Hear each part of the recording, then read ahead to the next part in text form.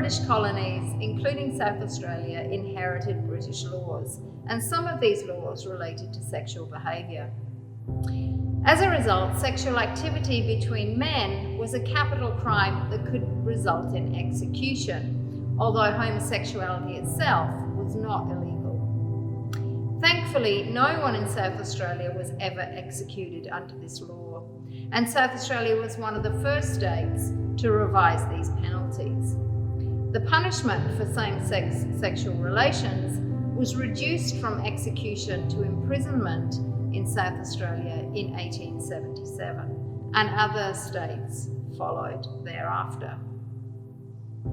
The criminalisation of same-sex sexual acts is just one of the many ways that lesbian, gay, bisexual and gender-diverse people have been discriminated against in Australia since colonial times.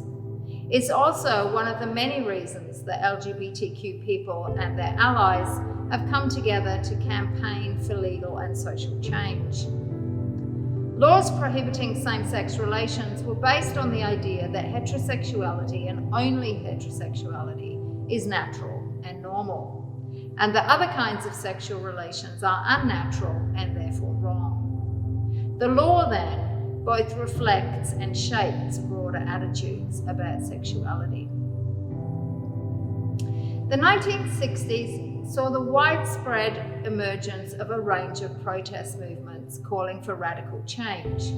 The civil rights movement, the women's liberation movement, the anti-war movement, and the gay and lesbian liberation movement are perhaps amongst the best known.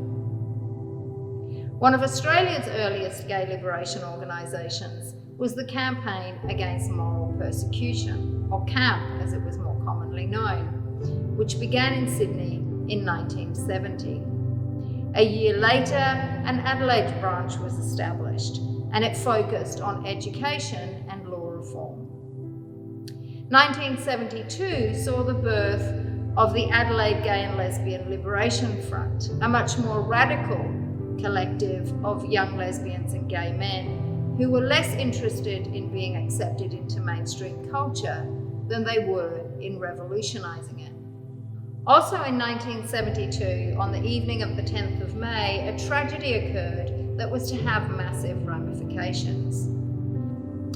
Dr. George Duncan, a law lecturer who had recently arrived from the UK to take up a position at the University of Adelaide, was walking near the River Torrens in an area where gay men were known to meet up.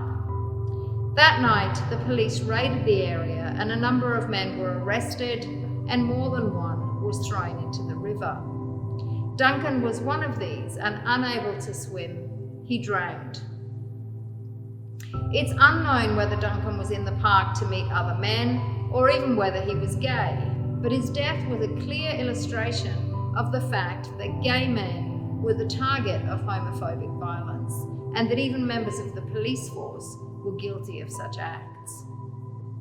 Even though at the time homosexuality was illegal and widely regarded as unacceptable, the Duncan case received significant media attention locally, nationally and internationally, and ultimately it further strengthened demands for law reform.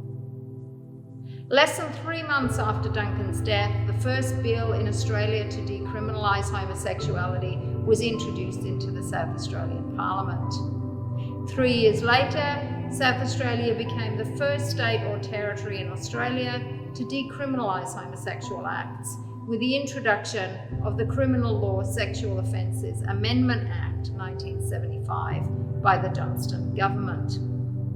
Don Dunstan was Premier from 1967 to 1968 and again from 1970 to 1979. His government was committed to social reform and public policy leadership. As well as decriminalising homosexual acts, his government introduced a range of progressive legislation, including that which outlawed discrimination on the basis of sex in 1975 and rape in marriage in 1976. Between 1975 and 1997, the other Australian states and territories followed South Australia's lead in the decriminalisation of homosexual acts. Tasmania was the last state, and it did so only after Tasmanian resident Rodney Coombe applied to the High Court of Australia to strike down Tasmanian anti-gay law on the grounds that it was inconsistent with federal law, that is, with Human Rights Sexual Conduct Act of 1994. The Tasmanian government was finally forced to decriminalise homosexuality on the 1st of May 1997. Over the last 60 years, LGBTQ campaigners have played an integral role in changing laws and attitudes affecting almost every aspect of everyday life. These include helping to introduce anti-discrimination legislation, entitlements and rights for people in same-sex families and relationships, so things like superannuation rights, adoption, access to assisted reproductive technologies, inheritance laws, and so on.